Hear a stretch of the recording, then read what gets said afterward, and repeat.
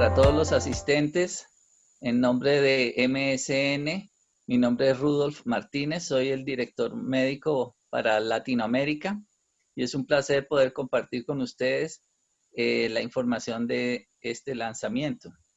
Los voy a dejar con nuestro moderador de esta noche, el doctor Juan Manuel Herrera. Es un médico especialista en hemato-oncología. Se desempeña como especialista en el Centro Médico Imbanaco en Colombia y actualmente es docente de posgrado de la Facultad de Ciencias de la Salud de la Universidad Libre de Cali. Entonces los dejo con el doctor Herrera. Muy bien. Buenas noches a todos o buenas tardes a todos. Para mí es muy placentero, pues veo que hemos tenido mucha acogida con la organización de este evento. Como dijo el doctor Martínez, al final habrá un tipo de preguntas y respuestas, pueden ir escribiendo a medida que va pasando la charla. El tema que nos reúne hoy pues es mieloma múltiple. Ustedes saben que el mieloma corresponde al 1.8% de los cánceres de enfermedades malignas en Estados Unidos y corresponde al 17% de las neoplasias hematológicas en ese país también. En la situación en Colombia, si no miramos la estadística de Globocan del año 2018, dice que corresponde al 1.3% de todas las lesiones neoplásicas en Colombia, y siendo la neoplasia número 20 de frecuencia en el país. Es la cuarta neoplasia en frecuencia, los neoplasias hematológicas, después del linfoma no Hodgkin, de la leucemia linfoide aguda, la amiloide aguda, corresponde al mieloma y corresponde al 14% de las neoplasias hematológicas. Por su frecuencia y por ser una enfermedad altamente sensible a los tratamientos de quimioterapia, se desarrollan cada día más y más medicamentos. Yo creo que todos estamos invadidos por informaciones de nuevos lanzamientos de medicamentos para primera línea, segunda línea, rescate, porque es una enfermedad que responde muy bien a los medicamentos y hay numerosos medicamentos cada día más disponibles. En ocasiones las vías se renuevan rápidamente porque a medida que hay mayor disposición de medicamentos, pues pueden usarse otros medicamentos o otros medicamentos o pueden cambiar a entrar para cambiar terapias de primera o segunda línea en estos pacientes. Entonces, para esto, hemos traído realmente unos invitados de lujo. Empezamos aquí hoy con el doctor Shahi Kumar, que es profesor de hemato-oncología de Mar and Judy Mullins, consultor del departamento de hematología y profesor de medicina de la Mayo Clinic. No sería justo una presentación tan sencilla realmente para un invitado de lujo que ha traído el laboratorio MSN. El doctor es autor de más de 200 artículos referentes al tema en revistas indexadas, miembro del Consejo. Subject, he's a member of the editorial council of Lancet Hematology, of the American Hematology, and some other publications in the world. He will talk about the current situation in the world and with relapses. Doctor, be welcome.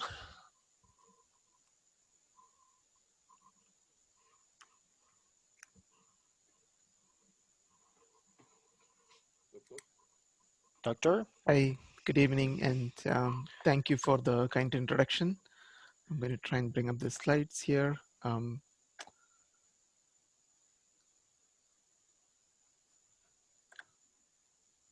right. So what I'm going to try and do... Bien, lo que voy a tratar de hacer esta noche es hablar sobre la función de mieloma en el mundo. Estos son algunos comentarios que tengo.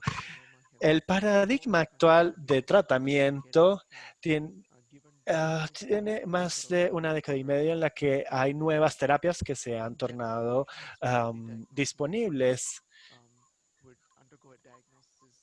Y tenemos estratificación para tratamientos iniciales que pueden o no haber sido incluidas al trasplante según la elegibilidad del paciente. Desafortunadamente, la mayoría de los pacientes tienen recaídas y van a sufrir ciertas recaídas asociadas con una duración más corta, lo cual aumenta la carga del tumor o la carga tumoral. Bien, el pomalidomida es uno de los 3 iniciales que se desarrolla y subsecuentemente se tienen talidomida, lenalidomida y por último polalidomida. Los mecanismos de acción que han sido propuestos para el uso de pomalidomida en mellomas incluye la activación de monocitos y la activación de otras células inmunológicas que tienen un efecto directo en las células de plasma y que sirven como mediadores en las distintas rutas séricas y también tienen efectos sobre los osteoclastos y las células T y también tienen una función importante en la patología del mieloma. Bien, la eficacia se estudió en el caso de recaídas de mieloma. Hace 15, 16 años empezaron los primeros estudios y hubo una serie de estudios fase 2 que utilizaron poliomielinida para ver las variaciones con pacientes que variaban según las distintas exposiciones. Como pueden observar en todos estos estudios fase 2 que se hicieron, incluso unos desarrollados por IFM y otro Mayo y ensayos fase 1 y 2, y vemos que la tasa general de respuesta pasa de 25 a 42 dependiendo de cuánto ha sido el pretratamiento de estos pacientes. Y algunas de las respuestas se han mantenido, como por ejemplo con esta cohorte de hombres en los que se tiene una duración de 12 meses. Y también se analizaron distintas dosis y distintos horarios. As well as 28 out of 28 days. In general, the currently approved dose of pomalidomide is 4 milligrams given as 21 days out of 28 days. Now, when you look at the toxicity that was seen in the initial phase 2 studies, hematological toxicity was seen in a significant number of patients, even though grade 3 and 4 neutropenia was seen only in a third of the patients. Now, there are non-hematological toxicities, the most common of which was fatigue. There's also some GI toxicity, particularly diarrhea and constipation, and also some low-grade peripheral neuropathy that was noted in these patients as well. Now, the initial phase 2 trials of the pomalidomide dexamethasone led to the design of the larger phase 3 trial, MM003 trial, that randomized patients with relapsed myeloma to receiving pomalidomide dexamethasone versus high-dose dexamethasone. And these patients were, again, randomized in a 2:1 fashion to either PomDex, low-dose dex, or high-dose dexamethasone. And when you look at the responses to these combinations, you can see that the overall response rate was almost 3-fold higher with the pomalidomide low-dose dexamethasone compared to high-dose dexamethasone. When you look at the deeper responses, you can also see the same phenomenon with more patients getting a very good partial response in the pomalidomide dexamethasone arm.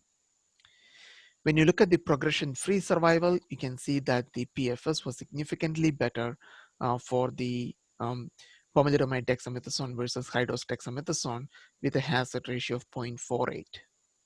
And this improvement was seen across all different subgroups of patients, irrespective of their age, gender, whether they were intolerant to bortezomib, the number of prior therapies, genetics, the degree of response they had to treatment. Respuesta que tuvieron y lo más importante si tenían si tenían un comportamiento refractario o no.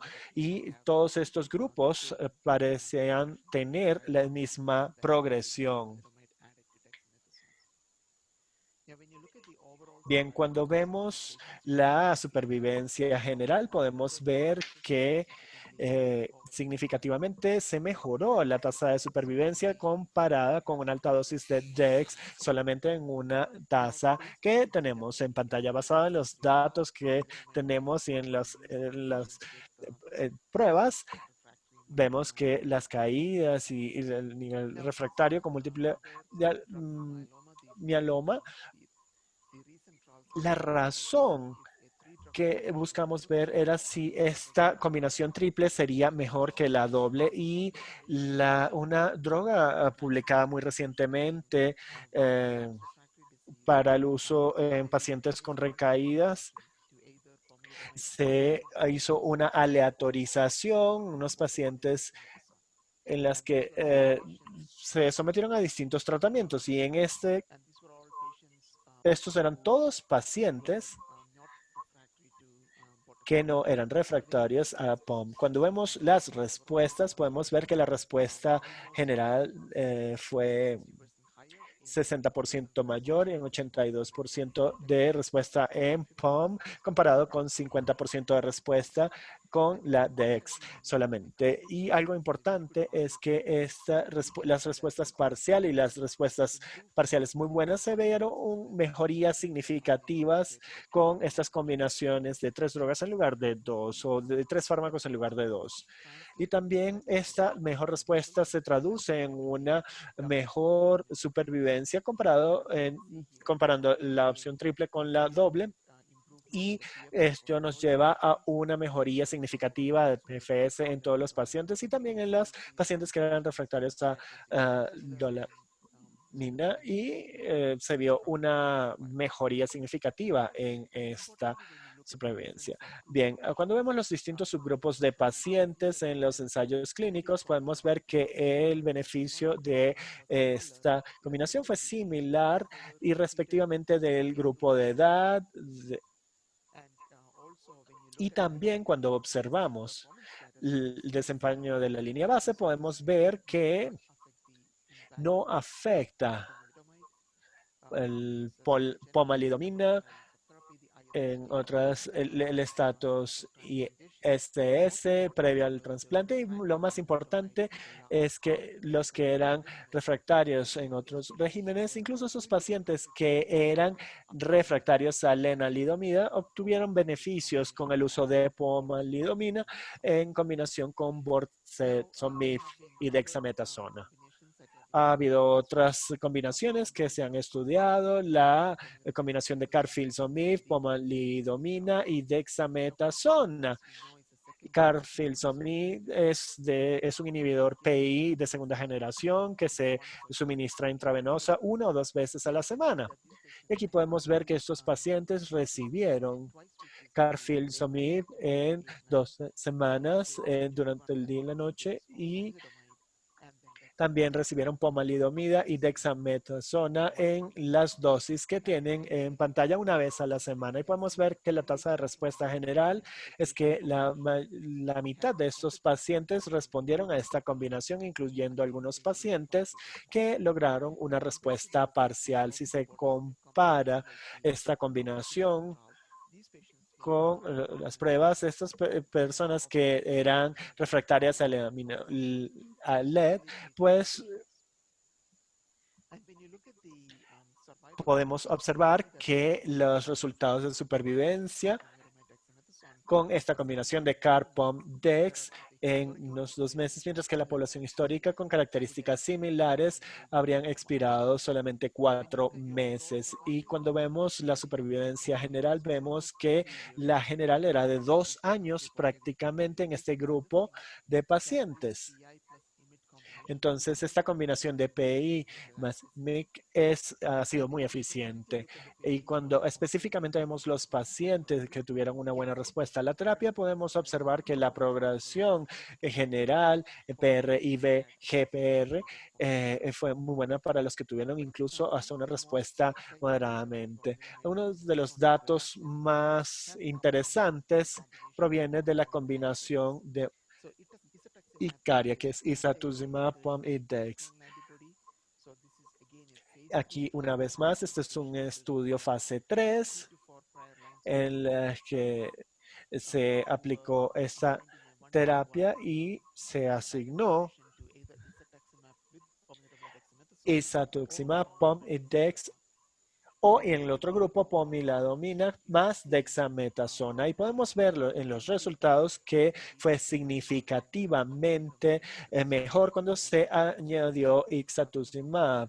Podemos ver que una de las respuestas parciales fue significativamente mejor, 4 veces mejor que utilizar solamente pomalidomida con dexametasona. Y en la supervivencia podemos ver que PFS fue básicamente el doble con la adición de ixazomib comparado solamente con Dex.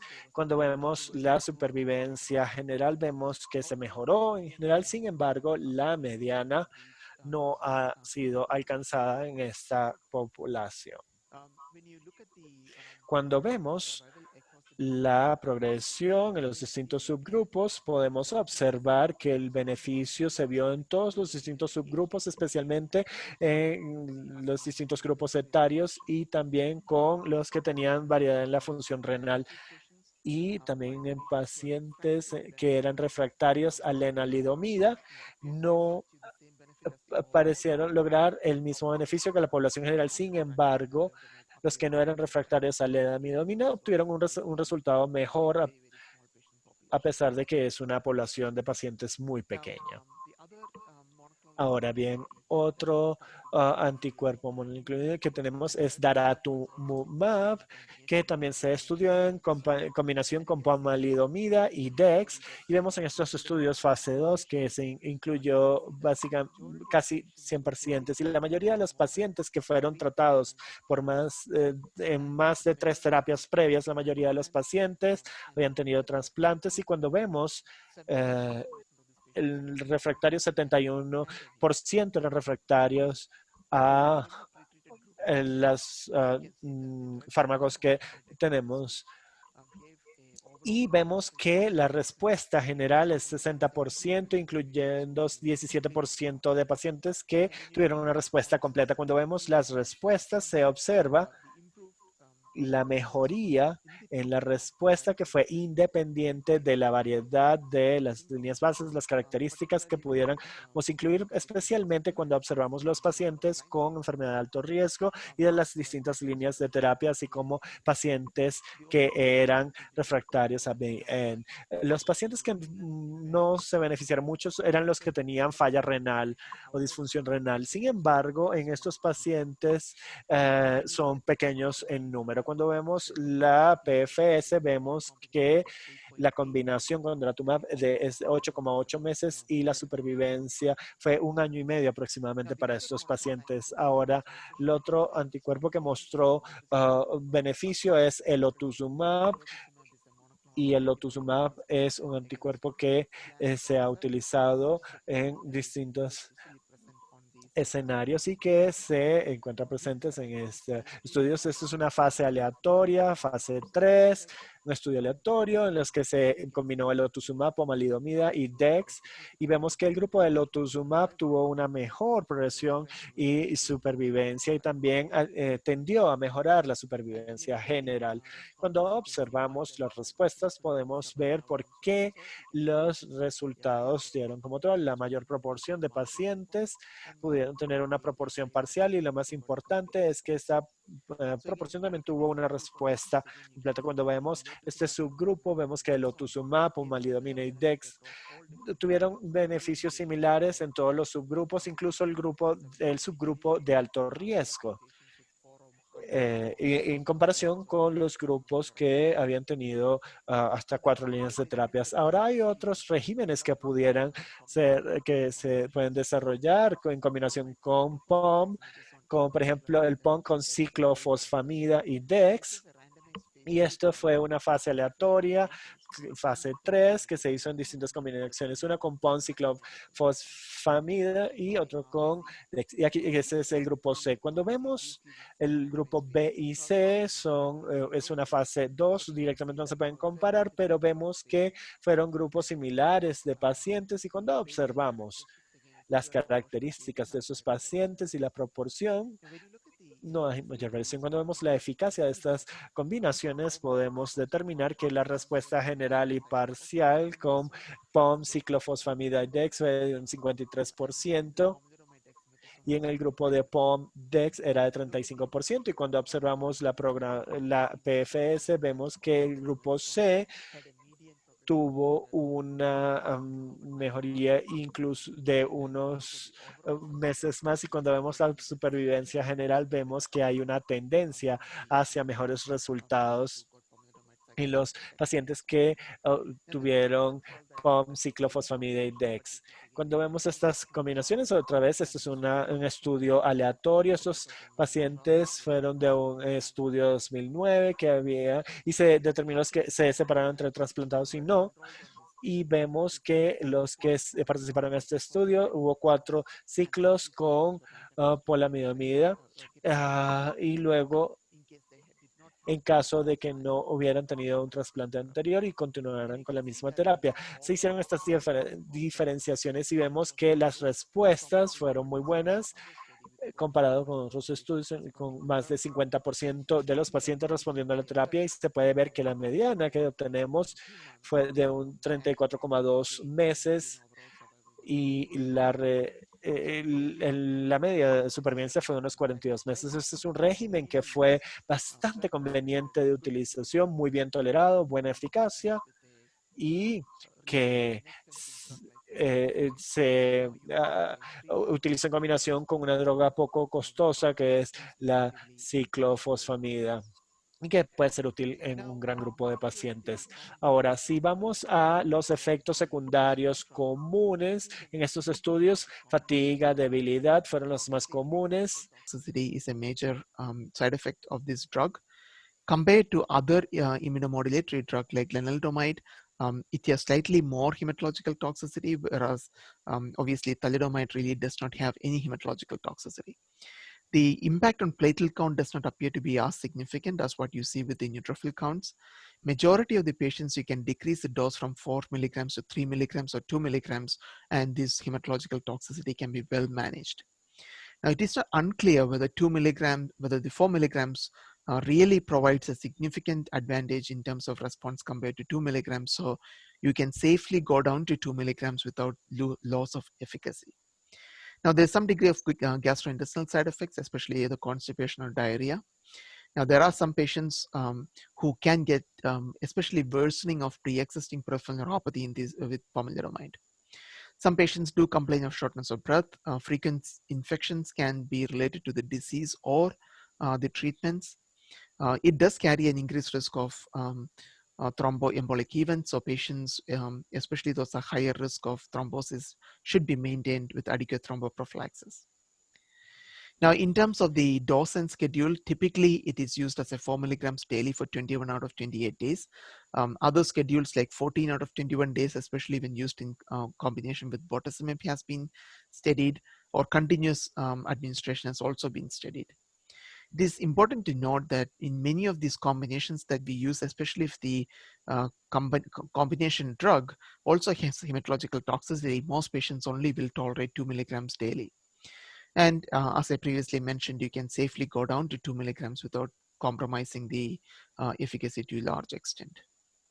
So with that, I will stop my talk, and I'll happy to take any questions in the question and answer session. So thank you. Ahora vamos a tener un conferencista nacional, al doctor Leonardo Enciso, que es muy conocido por todos ustedes. El doctor es especialista en medicina interna y hematología, y es magíster en ciencias biológicas y magíster en medicina transfusional y terapia celular avanzada. Es hematólogo institucional de cancerología y del Hospital de la Samaritana en Bogotá, Colombia. Y nos va a dar una conferencia acerca de la aproximación al tratamiento desde la perspectiva de las guías de la práctica clínica en el país. Doctor Leonardo, bienvenido.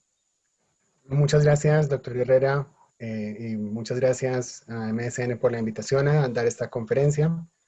Voy a compartir mi pantalla en este momento. Perfecto. Muy bien. Bien.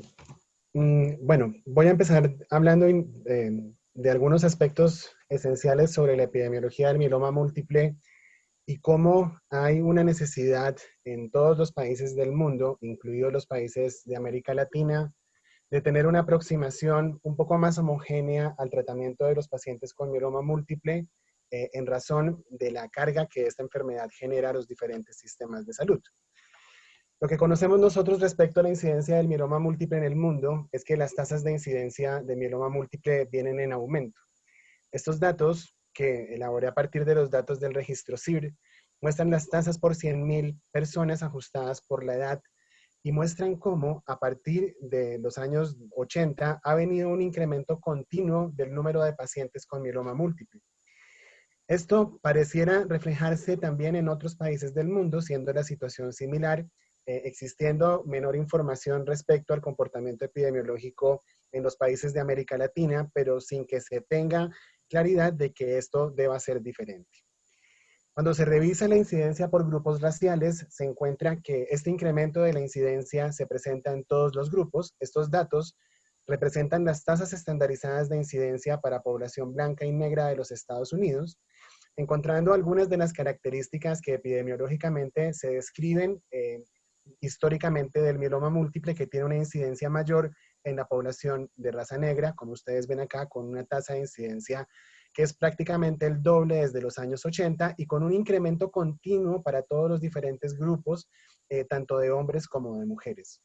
Analizando los datos con el doctor Humberto Martínez, quien es el líder de la clínica de mieloma del instituto, veíamos cómo es probable que en nuestro país exista un problema de diagnóstico y que las regiones menos favorecidas son precisamente las regiones en donde hay mayor población de raza negra, y esto probablemente se refleja en el comportamiento de nuestras estadísticas. La información respecto a las tasas de incidencia de mieloma múltiple en Colombia no son precisas. Existe claramente un subregistro. Estos datos son obtenidos a partir de la información de los registros poblacionales de Barranquilla, Bucaramanga, Manizales y Pasto, mostrando cómo ha sido el comportamiento de las tasas de incidencia estandarizada, que básicamente uno podría ver que entre el año 2010 y 2012 se han mantenido estables, con una variación muy llamativa entre algunas de las regiones. Por ejemplo, ven ustedes representada en la línea azul la tasa de incidencia estandarizada para Barranquilla y en la línea verde la tasa de incidencia estandarizada para Pasto, que aunque los números no son demasiado grandes, sí pareciera ser casi 4 veces superior en algunas regiones. Probablemente también existe el problema de que no todos los centros tienen disponibilidad para atender a estos pacientes y que si se toma el sitio de tratamiento y no el lugar habitual de residencia, pueda existir sesgo en la información respecto a cómo es el comportamiento real de la incidencia de esta enfermedad. El otro aspecto fundamental es que la supervivencia del mieloma múltiple ha mejorado. Estos datos son producidos a partir de las tasas de supervivencia relativa a 5 años, a partir de los datos del registro CIR, tomando diferentes periodos de tiempo para la población general y para hombres y mujeres. Ven ustedes cómo a partir de este momento empieza un incremento continuo en la supervivencia, que en este momento, hacia el año 2008, en el periodo 2008-2014, es en general superior al 50%. Esto tomando, digamos, información de todas las regiones que agrupa el registro CIR, que son diferentes regiones de los Estados Unidos. Y este fenómeno es muy interesante porque vemos cómo entre los años 70 y el año 2014 prácticamente tenemos una duplicación de la supervivencia relativa a 5 años de estas poblaciones. Y esto implica además pues que muy probablemente también si se analiza de manera independiente la calidad de vida, encontremos un fenómeno similar. Estos datos proceden de un estudio publicado por el grupo del Dr. Kumar, donde muestra cómo en todas las poblaciones en los Estados Unidos la supervivencia del mieloma múltiple ha mejorado. Ven ustedes que la información está agrupada por los mismos periodos de tiempo, y esta es la información para las poblaciones hispánicas. Ven ustedes cómo, tanto para hombres como para mujeres, For male and female populations, there is an increase in the survival that gets closer to 50% and the al 25%. Algo que nosotros hemos visto en la práctica clínica rutinaria es que tenemos pacientes con diagnóstico de mieloma múltiple hace más de una década, que en este momento aún se encuentran en tratamiento, algunos de mantenimiento, y que han tenido la oportunidad de vivir la transformación que hemos visto nosotros en cuanto a las opciones de tratamiento de estos pacientes. Y el cambio que hemos tenido desde cuando hace años empezamos la práctica clínica, de tener muy pocas opciones de tratamiento a tener un armamentario terapéutico diverso que permite, digamos, este comportamiento de la supervivencia. Estos datos son también datos del grupo también del Dr. Kumar de la Clínica Mayo, donde se muestra cómo la supervivencia global puede llegar inclusive específicamente en algunos centros que tienen esta calidad de atención a llegar a ser hasta el 79%. Ven ustedes cómo en todas las poblaciones por diferentes grupos de edad ha venido con un incremento sostenido en la supervivencia.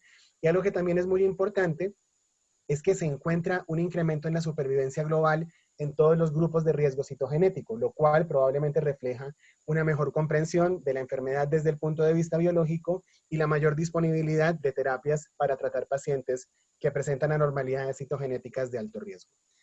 La tasa de mortalidad estandarizada para Colombia, tenemos, digamos, la información de los años 2015, 16 y 17. Ven ustedes cómo nuevamente existe una variación entre los diferentes registros, pero pareciera ubicarse entre el 1 y 1.5 por 100.000 personas año, teniendo en cuenta pues que esto es una tasa estandarizada con una población mundial estándar de referencia. Muy probablemente tenemos algunas diferencias en la manera en que se registran las defunciones, y los datos de los certificados de defunción probablemente no en todos los casos reflejan como primera causa mieloma, y es probable que estas incidencias sean un poco mayores. Bien, tenemos entonces que a lo largo de estas últimas décadas el mieloma múltiple ha sufrido una transformación. Y podríamos decir que la transformación más importante es que tenemos una mejoría progresiva en la supervivencia global. Adicionalmente, existe evidencia de que hay una mejoría también en la calidad de vida. Y los pilares que fundamentan esta transformación probablemente son estos. Primero, tenemos una mejor comprensión de la biología de la enfermedad. Esto ha permitido identificar mejor cuáles son los pacientes de los diferentes grupos de riesgo, planear mejor la utilización de terapias dirigidas y en este momento poder hacer una evaluación mejor de la respuesta al tratamiento, probablemente en algún tiempo redefiniendo el objetivo del tratamiento a obtener enfermedad mínima residual negativa determinada por métodos de citometría de flujo de nueva generación o también de secuenciación de nueva generación.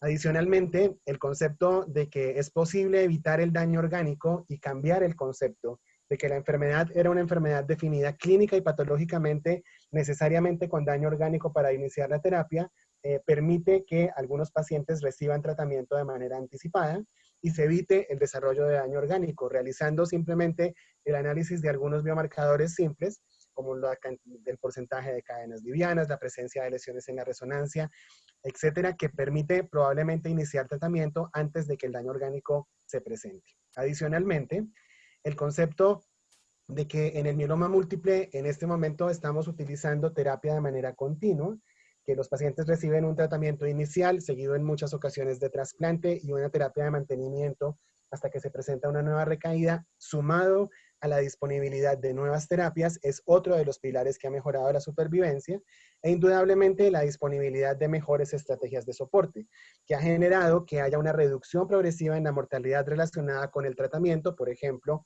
en la mortalidad relacionada con el trasplante, un mejor tratamiento de la enfermedad ósea y mejores oportunidades de rehabilitación.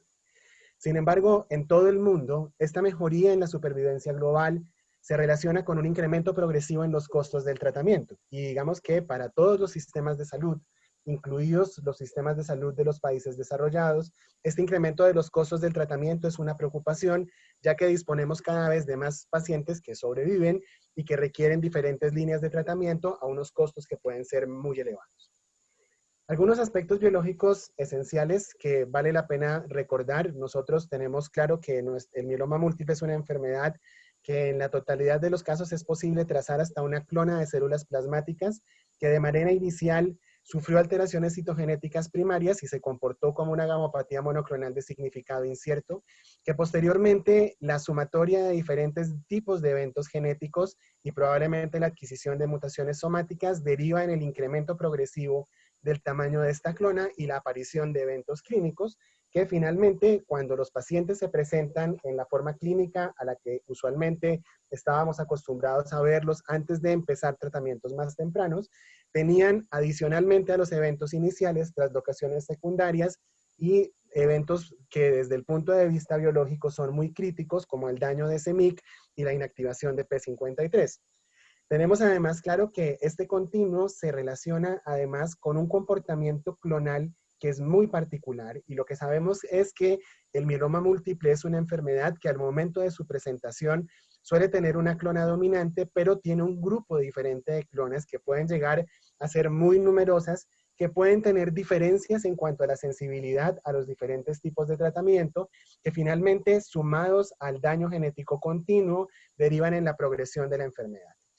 Y podríamos decir que el panorama genético del mieloma múltiple se puede resumir en un conjunto de anormalidades citogenéticas primarias, que en general van a estar relacionadas con translocaciones de los genes de las inmunoglobulinas o hiperdiploidía, alteraciones en el número de copias que pueden generar modificaciones en el pronóstico, como las amplificaciones de 1q21, las deleciones en 1p y la deleción de 17p, la adquisición de translocaciones secundarias, que particularmente son frecuentes, las anormalidades de MYC, que se pueden presentar hasta en el 50% de los pacientes en recaída, alteraciones somáticas en diferentes genes que generan una señalización intracelular anormal que deriva finalmente en una señal de proliferación y supervivencia en diferentes genes, de los cuales el más común es KRAS, pero también NRAS, BRAF, la vía del factor nuclear kappa B, anormalidades en los mecanismos de reparación del DNA, como TP53, ATM, ATR y el gen del retinoblastoma y algunas quinasas dependientes de ciclinas. Adicionalmente, tenemos que decir que la composición clonal del mieloma es compleja y que su evolución sigue más bien mecanismos darwinianos, y uno la podría describir como una evolución ramificada más que una evolución lineal, que hace que en algunas ocasiones existan clonas de células de mieloma que tienen susceptibilidades diferentes a diferentes tipos de tratamiento. Y adicionalmente, es una enfermedad que tiene una interacción muy compleja con todos los elementos de la médula ósea. Uno podría decir que estos elementos de la médula ósea son elementos celulares, elementos no celulares y el mismo estroma, y que va a aprovechar muchos mecanismos para tratar de evadir el sistema inmune para poder finalmente proliferar y progresivamente sostenerse y adquirir anormalidades citogenéticas secundarias que derivan finalmente en la progresión. Nuestras definiciones de mieloma múltiple se han modificado básicamente por el reconocimiento de que las personas que tengan biomarcadores de malignidad se pueden beneficiar o requieren tratamiento de manera anticipada antes de que se desarrollen anormalidades clínicas, y digamos que este concepto, que empezó desde el año 2014 con las nuevas definiciones, es muy importante porque evita que los pacientes tengan mayor deterioro y permite probablemente el inicio del tratamiento cuando hay menos anormalidades citogenéticas. Igualmente, nuestra clasificación del riesgo ha venido sufriendo modificaciones, básicamente por la incorporación, además del ISS, de las anormalidades citogenéticas y la deshidrogenasa láctica, y la posibilidad de agrupar los pacientes en distintos grupos de riesgo que pueden permitir en algunas ocasiones tomar decisiones respecto a los diferentes tipos de modalidades de tratamiento. Algo que es muy importante es que los medicamentos para el tratamiento del mieloma múltiple se han multiplicado. Tenemos en este momento, afortunadamente para nuestros pacientes, diferentes tipos de tratamiento. Aquí los ven ustedes agrupados por mecanismos farmacológicos que van desde nuestros agentes alquilantes hasta los inhibidores de exportina-1, como el selinexor, pasando por anticuerpos monoclonales y todos los medicamentos inhibidores del proteosoma y los medicamentos inmunomoduladores.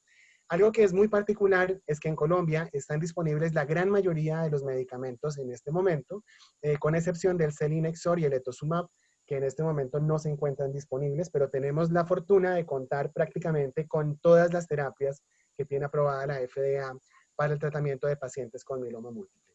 El problema ha sido que el tratamiento ha incrementado muchísimo los costos. Estos datos proceden del termómetro de precios de medicamentos, y ustedes ven cómo hemos tenido el problema de que la existencia de una sola molécula para muchos de nuestros medicamentos se ha traducido en que siguen teniendo costos muy altos.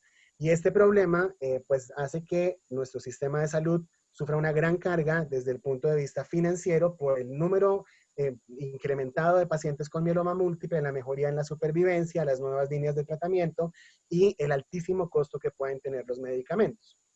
El doctor Rajkumar propone en una revisión que hace en mayo del 2018, que es muy interesante, cómo se pueden encontrar estrategias para reducir los costos del tratamiento. Y plantea 4 puntos que son muy importantes. Primero, el mejoramiento de las guías nacionales de tratamiento, que es el punto en el que se enfocó la Asociación Colombiana de Hemato-Oncología en buscar tener unas guías nacionales de tratamiento con el objetivo de utilizar de manera más racional las diferentes formas de tratamiento sin afectar la autonomía médica.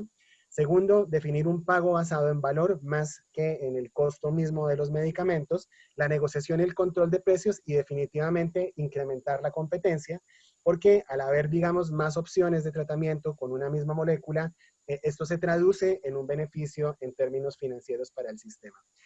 Las guías de práctica clínica del año 2019 de la American Society of Clinical Oncology y Cancer Care Ontario tenían como objetivo proveer recomendaciones basadas en la evidencia para el tratamiento de pacientes con diagnóstico nuevo o en recaída de mieloma múltiple, siendo el objetivo de la guía de la Asociación Colombiana desarrollar una guía de práctica clínica que incluyera un conjunto de recomendaciones basadas en la evidencia para el tratamiento de mieloma múltiple activo en pacientes mayores de 18 años, ya sean casos nuevos o pacientes con enfermedad en recaída. Digamos que la guía de práctica clínica de la American Society of Clinical Oncology se puede dividir en estos tres grupos. Unas recomendaciones para pacientes elegibles para trasplante, unas recomendaciones para pacientes no elegibles para trasplante y un conjunto de recomendaciones para pacientes en recaída. Ven ustedes cómo las preguntas para el grupo de pacientes elegibles fueron los criterios de elegibilidad, el tipo de tratamiento inicial, la terapia post-trasplante dividida en consolidación o mantenimiento, y digamos cuáles eran las metas de respuesta en la población de pacientes con mieloma múltiple que recibían tratamiento. Para el caso del grupo no elegible a trasplante, las opciones de tratamiento inicial y las metas de respuesta, y para los pacientes en recaída, el diferente conjunto de factores que influencian la elección de las diferentes terapias, cómo influencia el riesgo o la característica de riesgo de la población, la selección del tratamiento y cómo y cuándo debería evaluarse la respuesta. Acá ven ustedes un pequeño resumen de las recomendaciones para pacientes elegibles de la guía de la Sociedad Americana. Básicamente ven ustedes cómo recomiendan remitir los pacientes a un centro de trasplante para evaluar su elegibilidad, más que tomar en cuenta solamente la edad cronológica y la función renal. Recomiendan un tratamiento inicial pre-trasplante. Options, they recommend a transplant with 3-4 cycles with at least one immunomodulation, one progesterone. Ofrecer trasplante inicial a todos los pacientes elegibles sin que exista, digamos, el requerimiento de tener un grado determinado de respuesta al tratamiento inicial, teniendo claro, por supuesto, que entre más carga de enfermedad tengan al momento del trasplante, peor va a ser su pronóstico. Asimismo, evitar agentes asociados con toxicidad de las células hematopoyéticas STEM, intentar hacer colectas de más para poder hacer más de un trasplante, y digamos que considerar que las dosis altas de melphalan siguen siendo el esquema de acondicionamiento estándar y que el trasplante en tándem no se recomienda de forma rutinaria, pero podría utilizarse como consolidación de pacientes en primera recaída y no considerar el trasplante alogénico de rutina, excepto en algunos casos seleccionados o en el contexto de ensayos clínicos. Para el caso de la terapia post-trasplante, la recomendación básicamente es que no recomiendan utilizar consolidación de manera rutinaria. Si el paciente por alguna razón se considera no candidato a mantenimiento, debería considerarse la consolidación por al menos 2 ciclos, y se recomienda la utilización del enalidomide como mantenimiento al menos durante 2 años, en la medida de lo posible tratando de mantener el mantenimiento por 2 años o hasta la progresión, y en las personas intolerantes o que tienen alto riesgo, considerar el tratamiento con bortezomib o el mantenimiento con combinaciones de inhibidor del proteasoma y lenalidomide. Al momento de la publicación de esta guía, los autores consideraban que no había información suficiente para que se realizaran modificaciones del tratamiento de mantenimiento basado en la calidad de la respuesta, incluida enfermedad mínima residual.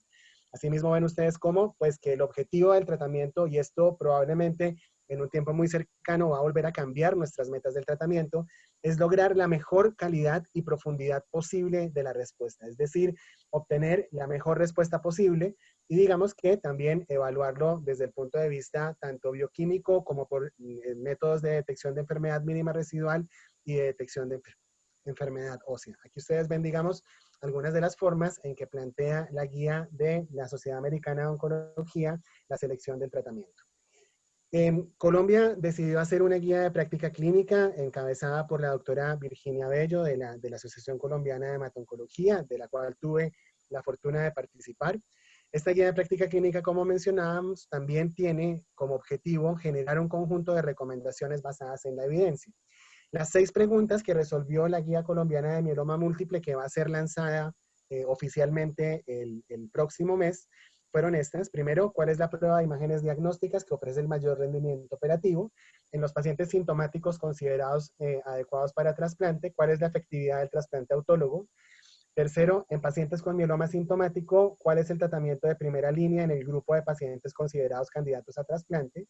¿Cuál es en pacientes en primera línea de tratamiento que han recibido un trasplante autólogo la estrategia de mantenimiento post-trasplante más efectiva? Y en el grupo de pacientes no candidatos a trasplante, ¿cuál es el tratamiento de primera línea más efectivo? Y finalmente, ¿cuál es el tipo de tratamiento más efectivo para pacientes con mieloma sintomático, refractario o en recaída a tratamientos de primera línea en cuanto a desenlaces de supervivencia libre de enfermedad y supervivencia global? Digamos que estos cuadros presentan un resumen de las recomendaciones. Primero, en cuanto a las imágenes diagnósticas, se recomienda la utilización de resonancia nuclear magnética corporal total o, en su defecto, de columna pelvis y otras regiones esqueléticas, o tomografía por emisión de positrones o TAC corporal total de baja dosis en comparación con la serie ósea radiológica para la detección de enfermedad ósea. Segundo, que se recomienda realizar trasplante autólogo. Estas recomendaciones están de acuerdo con... Autologous hematopoietic stem cell transplantation is recommended, and the first line for eligible patients should be the combination of a proteasome inhibitor with an immunomodulatory medicine with an alkylating agent such as cyclophosphamide or anthoclazicina.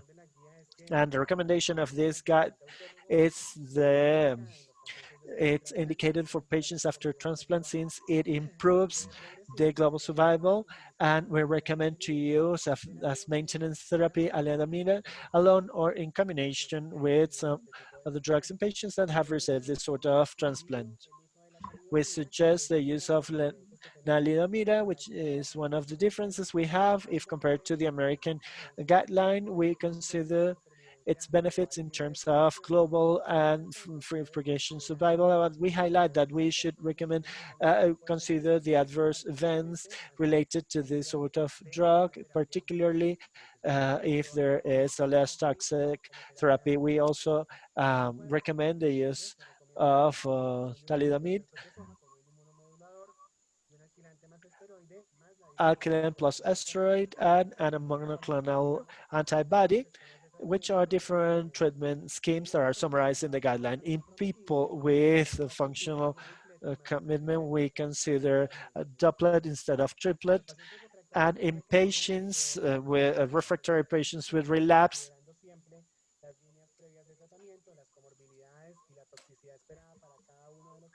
toxicity agents, and we recommend that this should include at least 2 new agents, inhibitor of proteasome and immunomodulator in combination with the steroids, and patients use a doublet of proteasome inhibitor plus another drug. So we can conclude that the prognosis of patients with MM has improved continuously. This improvement relates to different factors, new pharmacological products, more support, more maintenance. Third, the early detection of patients with high risk of progression, and it has modified the options of treatment, and the definition of response will be modified with the incorporation of the minimal residual myeloma. It's still a disease that has no cure, and it can increase the global survival and free of progression, improving the quality. Tenemos nuestro invitado internacional, es el doctor Daniel Del Carpio. El doctor Daniel Del Carpio es médico cirujano, especialista en hematología, es miembro asociado de la Asociación Peruana de Trasplantes de Órganos y Tejidos, APTOP, y es miembro de la European Hematology Association, la IHA, y coordinador del grupo peruano de mieloma múltiple. El doctor nos va a dar una conferencia que se trata del panorama del mieloma múltiple y la poliomielitis en Perú. Y pues les recuerdo que al final a ustedes se pueden poner las preguntas en la pose de preguntas y respuestas para nuestros 3 conferencistas. Muchas gracias. Doctor Ricardo. Muchas gracias por la invitación. Yo voy a hacer una breve revisión de la situación del mieloma múltiple en el Perú. Les estoy presentando acá la estadística del GloboCan 2018 para Perú. La enfermedad ocupa más o menos el puesto 27, ¿no? Dentro de de las causas de, bueno, la incidencia, mortalidad y prevalencia que hay de la enfermedad en el país, ¿no? En el 2018 se reportaron 995 nuevos casos, ¿no? 599 muertes y 2.178 pacientes en 5 años de prevalencia, ¿no? Para que se den una idea de la estadística que tenemos nosotros acá en el país. Entonces, el número estimado de casos nuevos, 995, la tasa estabilizada por edad, 2.9. Nosotros tenemos a la cabeza como cánceres en el país en el 2018 próstata y mama, ¿no? Y el mieloma múltiple se presenta como la tercera neoplasia hematológica, ¿no? Después del linfoma no Hodgkin y de las leucemias, ¿no? Para Latinoamérica, mieloma representa más o menos el 9% de toda la estadística mundial, ¿no? Y en mortalidad es muy similar, 9.4. Son 10.000 muertes al año en Latinoamérica y el Caribe para esta enfermedad, ¿no? Usando una estadística de uno de los centros más grandes de manejo de cáncer en el Perú, que es el Instituto Nacional de Neoplásicas, acá nosotros podemos ver, ¿no? Hay un porcentaje de 61 pacientes, 61 pacientes en el 2009, y esto ha progresado hasta la última estadística del 2018 a 102. Eso representa un 50% de incremento en la incidencia de la enfermedad a lo largo de 10 años, ¿no? Para que vean la importancia y la gran cantidad de pacientes que actualmente tenemos, ¿no? En una encuesta que se hizo vía telefónica, por desgracia nosotros no contamos con tan buenas estadísticas como tiene Colombia, ¿no? La mayoría de Latinoamérica, por desgracia, no contamos muy buenas estadísticas. Podemos ver que neoplásicas, el Instituto Nacional de Enfermedades Neoplásicas reportó el año pasado 70 casos nuevos. Nosotros, Rebagliati, también 70 casos nuevos. El Hospital Almenara, 40 casos nuevos. El Hospital Seguín de Arequipa, 30 casos nuevos. Y Oncosalud, que es el instituto privado más importante, 28 casos nuevos, ¿no? Estos son los institutos más grandes que manejan enfermedades oncológicas y son un buen reflejo de lo que tenemos en el país, ¿no?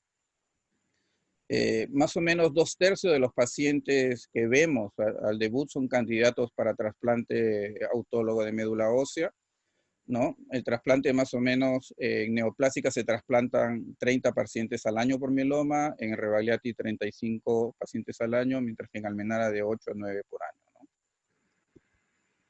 Para darnos una idea de cómo se presenta la enfermedad en el país, por desgracia, para nuestra realidad, casi el 50% de los pacientes se presentan con un estadio muy avanzado de la enfermedad, ¿no? El encontrar, por ejemplo, un MGUS para nosotros es muy, muy infrecuente. No hay ni siquiera hay muchas estadísticas para poder uno informar eso, ¿no? En esta diapositiva quiero mostrarles un estudio que hubo en el Hospital Rebagliati 10 años, ¿no? Que la mayoría de nuestros pacientes, casi el 60% de nuestros pacientes, están en una edad entre 40 y 70 años, ¿no? Que es lo que siempre comentamos nosotros, ¿no? Que en Latinoamérica tal vez veamos que el mieloma múltiple afecta a población más joven de lo que se describe a nivel mundial, ¿no? En cuanto a las opciones terapéuticas que tenemos en el país, ¿no? Bueno, nosotros manejamos dos sistemas, ¿no? Un sistema de e-salud, que es un sistema semiestatal, se podría decir, y un sistema privado, ¿no?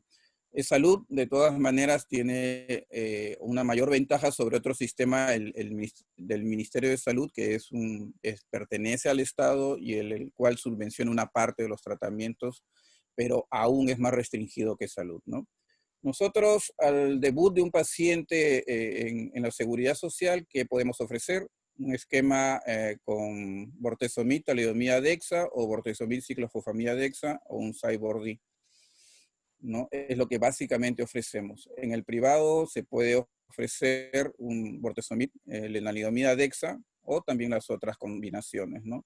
Es lo que that you have on screen. In general terms, we tend to use in candidates to transplant. For transplant, in first relapse, we have available as Social Security the VRD combination or CRD, or in case the patient is refractory and it's still candidate for transplant, we use polychemotherapy. In the private sector, we have access to data LenaDex or data Vortedex in cases of relapses. In cases of second relapse, things are terrible for those who are in charge of social healthcare, and we tend to use schemes that are not high cost, in which we don't use high cost medicines. And in the private sector, we can use POMA or Dodexa and different combinations, but now private companies are demanding that these drugs that will be used plus the combinations used should have a phase 3 study in order to be approved for their use. In a given moment, we were able to use data board DEXA, but POMA-DEXA, but that has been restricted. We can have access to these combinations, but we need a board, a council, and we need to meet with insurance companies in order to have access to these high-cost drugs. At this point, we also have carfilzomib, and we have all these combinations as alternatives in cases of second relapse. Drugs that are not authorized in public sectors, such as lenalidomide, they don't have access to it, while in e-Salud and in the public sector, we can provide that daratumumab, pomalidomide, ixazomib, and bendamustine, and drugs of very limited availability, carfilzomib and melphalan. But it re-entered in its oral version, and we expect to have access to it briefly. In patients that are not candidates to transplant, the options that we have for Social Security are VTD, VCD, LenaDexa, or Cyborg D. In the private sector, we can have different important combinations, the VMP or DRD, among others. We have the VRD Lite in case it's a fragile patient. And for first relapse, the public sector, we only have lenalidomide, such as VRDs, CRDs, and the other two. In the private sector, we have, as I mentioned before, a little bit more access to some other therapies, such as daratumumab, Lena, and Dex.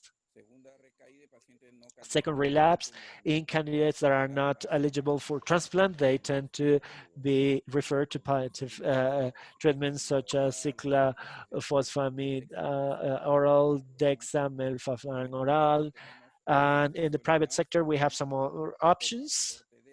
POMA, Vortedexa, PDC, Dara-POMA-Dexa, carfilzomib, and combinations with carfilzomib in different betamocin, it's another option that we tend to forget about. Well, this is my presentation. And that's what I wanted to share with you. Thanks a lot. Nosotros ahora pasamos a la sesión de preguntas y respuestas. Ahí tenemos ya nueve preguntas para el doctor Kumar.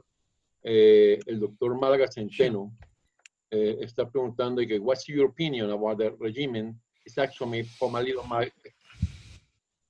So it looks like the first question is what is the dexamethasone in relapse refractory myeloma. So the ixazomib is the oral proteasome inhibitor that is effective for treating myeloma and has para tratar mieloma y ha sido utilizado en distintas combinaciones con IXA, en POM. Hubo un ensayo, una prueba en fase 1 que se publicó hace un par de años con IXA y POM, DEX, y la tasa de respuesta era de 50% en las recaídas. Another trial that looked at a phase 1/2 study that is now still ongoing is a randomized phase 2 trial looking at IXA-POM DEX, and so it's clearly an effective regimen. It is obviously all oral, and that helps.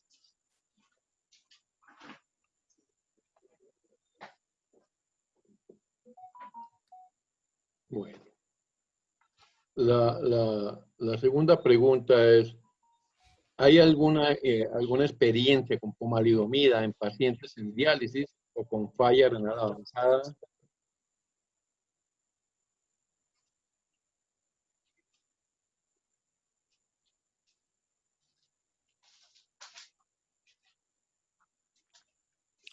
Should I go with this next question?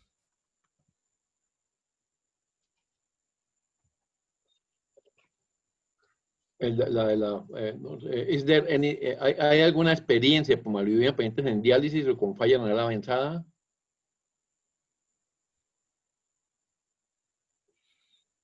Sure. So pomalidomide does not seem to need the same degree of dose modifications that lenalidomide has. So there have been a couple of small studies that have looked specifically at pomalidomide in patients with the reduced renal function. And it appears that you are able to use the drug without dose modifications in those patients. So it's okay to use that.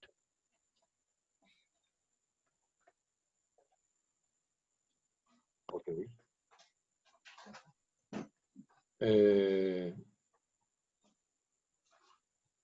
La siguiente pregunta es, ¿usted desarrolla trasplante tándem en pacientes de alto riesgo como manejo de primera línea?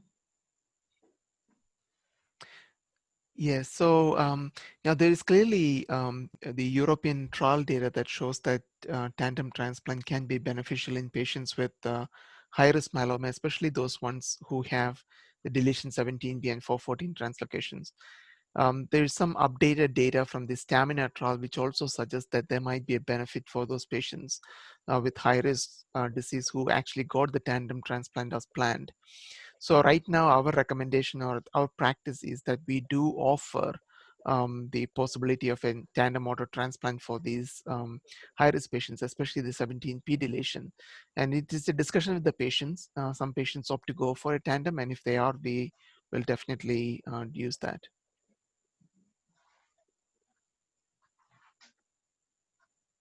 Listo. Para el doctor Enciso, ¿considera usted una buena alternativa a la intercambiabilidad de los medicamentos en el caso de la vendamustina, por ejemplo, ya que en el país tenemos alternativas genéricas y de esta forma se puede dar un alivio al sistema de salud en el caso de costos asociados a los tratamientos? Bueno, yo creo que la competencia es buena desde que la calidad también sea buena y tengamos, digamos, garantía de que los medicamentos tienen buenas prácticas de manufactura y tienen, digamos, demostrada actividad farmacológica. Es supremamente complejo. A veces pasa en muchas ocasiones con algunas moléculas que aparece uno prescribe un tratamiento y el paciente recibe un medicamento que uno no conoce ni siquiera cuál es el laboratorio que lo fabrica. Creo yo que en este sentido, tener, digamos, compañías que tengan procesos de alta calidad en la elaboración de los fármacos y buenas prácticas de manufactura, sí puede permitir que esa competencia alivie el sistema de salud. Y yo creo que en aras de que haya más pacientes con acceso, desde que se mantenga la calidad, creo que está perfectamente bien. Perfecto.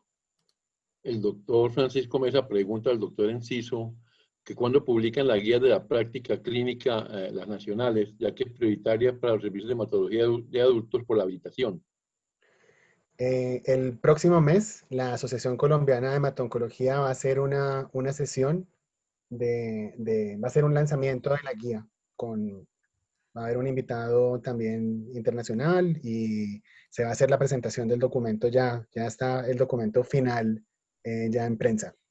Va a ser, creo que, si no estoy mal, no me adelanto y no me comprometo con la fecha, creo que va a ser el 26 de julio, creo que es la fecha que se seleccionó. Pero de la asociación va a llegar una invitación a todos los miembros. Evidentemente será virtual. La pregunta de la doctora Camila Peña. Usted trata, el doctor Kumar, doctor, ¿usted trata la recaída bioquímica? So in patients with high-risk disease, we certainly would consider treating them at the time of biochemical relapse. So these would be the patients who either have underlying high-risk genetic abnormalities like the 17p deletion, or patients who present with the high-risk disease in the sense they may present with renal failure, or patients who present with neurological complications at the time of initial diagnosis. It's probably better to start treating them at the time of biochemical relapse. We don't have any prospective trials that shows an early intervention with biochemical relapse will lead to better outcomes. There are clearly patients with indolent disease, especially the standard risk disease, who can have biochemical relapse and still go for years before they might need therapy because of end organ damage. Yeah. Bueno, una pregunta del doctor Málaga Centeno. En pacientes ancianos no fit refractarios al bortezomib y a la lenalidomida, que son tratados y que usted va a tratar con pomalidomida y dexametasona, ¿usted agregaría una tercera droga? ¿Cuál considera que es la mejor? ¿Cuál droga agregaría usted? Right, so I would certainly consider adding a third drug right from the beginning itself. I think that would be associated with the better outcomes based on the phase 3 trials. Now, what drug goes with it would depend on what is available and what drugs the patients have previously seen and is refractory to. So if you're thinking about somebody who is not resistant to or refractory to a proteasome inhibitor, you can certainly use a bortezomib or carfilzomib. But if the patient is refractory to a PI, then the next choice would be to use a monoclonal antibody like daratumumab or isatuximab to that combination. Yeah. Del doctor Kenny Galvez para el doctor Kumar, ¿cuál es su opinión acerca de hacer una electroporesis de proteínas séricas y cadenas libres y medición de cadenas libres a todas las personas mayores de 50 años para detectar MGUS, por ejemplo, siguiendo una experiencia en Islandia? Right, so the Iceland trial is currently ongoing. It's the iStop-MM. It is a trial that is looking at screening the entire population to see, one, can we detect MGUS in these patients? Two, should we do anything about it? And what is the natural history? So I think until we have results from trials like the iStop-MM, we should not be screening everybody. The reason is it is a relatively less common condition and you would have una condición menos común y tendrían que que buscar en una mayor cantidad de pacientes. For them. And this would also create a significant amount of anxiety for the patients. However, if things like the iStop-MM show that identifying early and treating them or doing something different changes their long-term outcome, then I think we certainly can look at the option of doing it uniformly.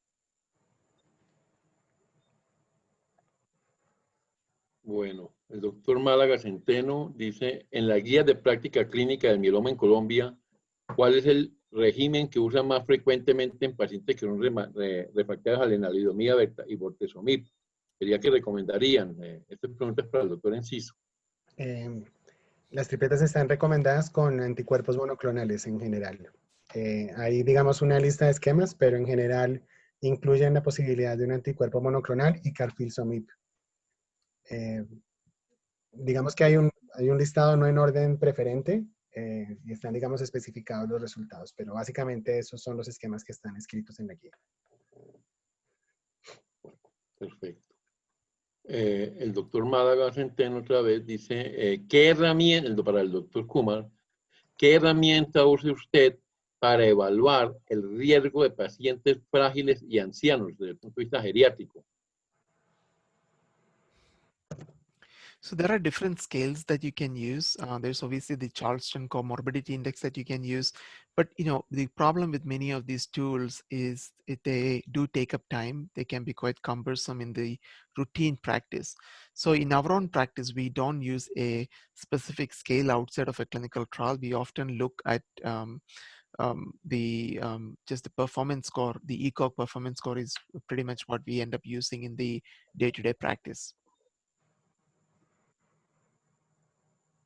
Ya.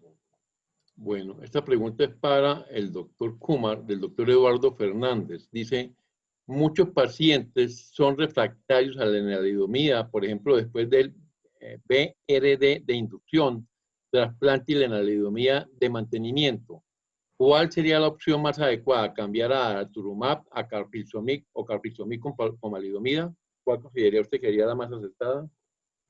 Right. So in our practice, the patients who are relapsing on lenalidomide maintenance after the first-line therapy, we often use either carfilzomib plus pomalidomide dexamethasone or the monoclonal antibody. Now both daratumumab as well as cetuximab are available, so we use either one of those.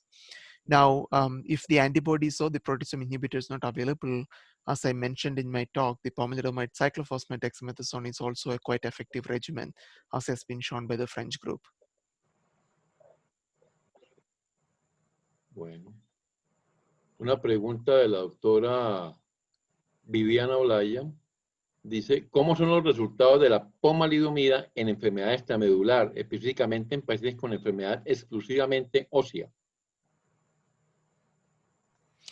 Right. So, so we're talking about the pomalidomide in the extramedullary disease. I mean, again, there have been any trials looking specifically at that, but there have been several retrospective studies as well as subgroup analysis from clinical trials suggesting that pomalidomide may have a better penetration into the soft tissue and may have some extra benefit for patients with extramedullary disease. So certainly, I think if a patient is sensitive to an IMiD and has extramedullary disease, I would certainly consider using that as part of a combination for these patients.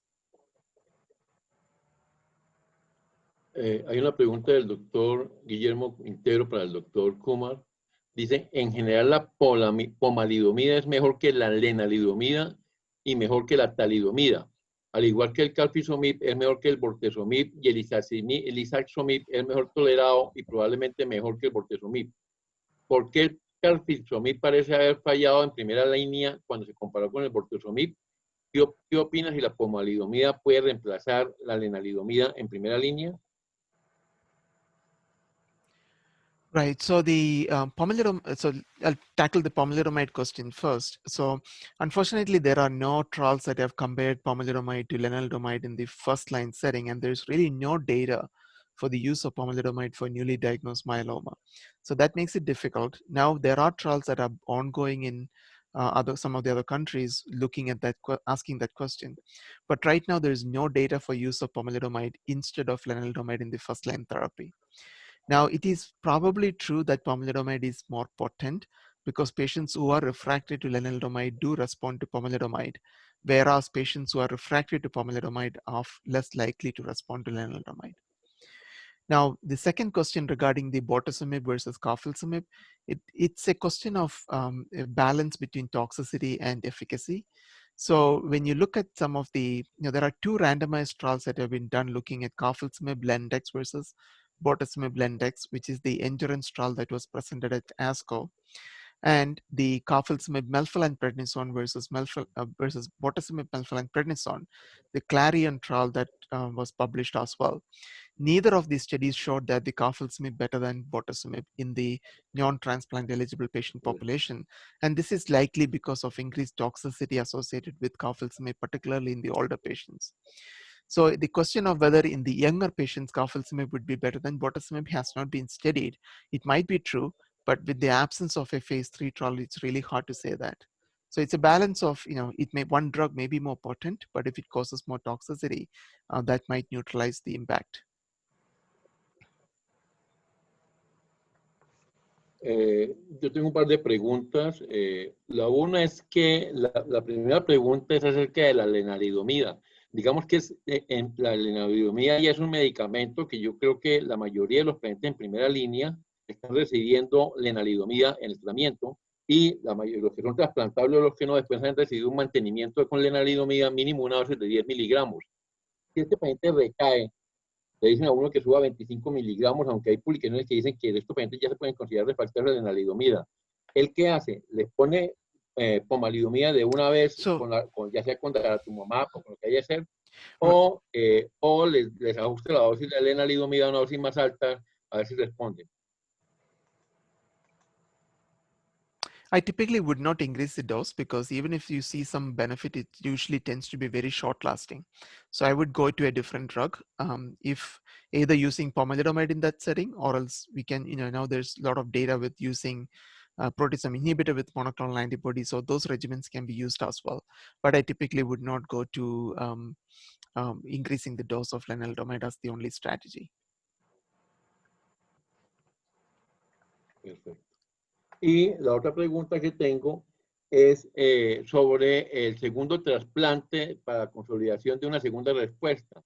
Digamos que con la cantidad de medicamentos que hay ahora nuevos para manejo del mieloma múltiple en segunda línea, tercera línea, etcétera, con mecanismos de acción diferentes y muy atractivos, ¿usted considera todavía hay algún rol para consolidar una segunda respuesta de mieloma múltiple con un segundo trasplante autólogo?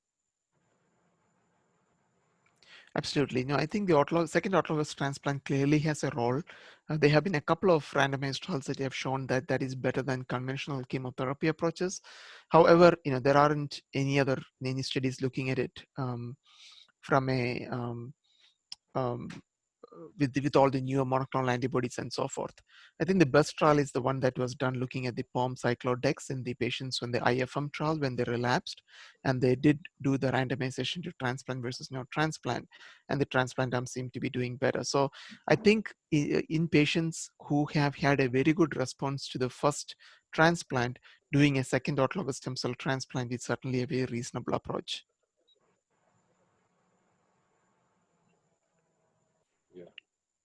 Y una pregunta para el doctor Del Carpio, espero que nos esté acompañando todavía, es ¿qué cantidad de trasplantes autólogos están haciendo en el Perú en este momento por año?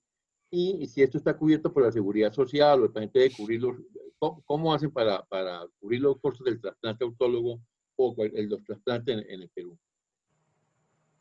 Sí, bueno, nosotros pues tenemos dos sistemas que son, uno que es estatal completamente, que es el Ministerio de Salud, que básicamente el único centro que trasplanta es el Instituto Nacional de Enfermedades Neoplásicas, que tiene un promedio de 30 trasplantes al año, ¿no? La seguridad social, que es un seguro que es de los trabajadores, pero que ha sido intervenido por el Estado, es parte dependiente del Estado, y en el cual le cubre todos los medicamentos al paciente y el trasplante, más o menos 35 pacientes, ¿no? Y en provincias es un promedio de 90 a 100 trasplantes al año se están haciendo en el Perú, incluso en provincias también. En nombre de la Dirección Médica para Latinoamérica de MSN, quiero agradecer a todos los conferencistas por los aportes que hicieron y a todos los participantes. Muchas gracias y hasta una próxima oportunidad para todos. Muchas gracias.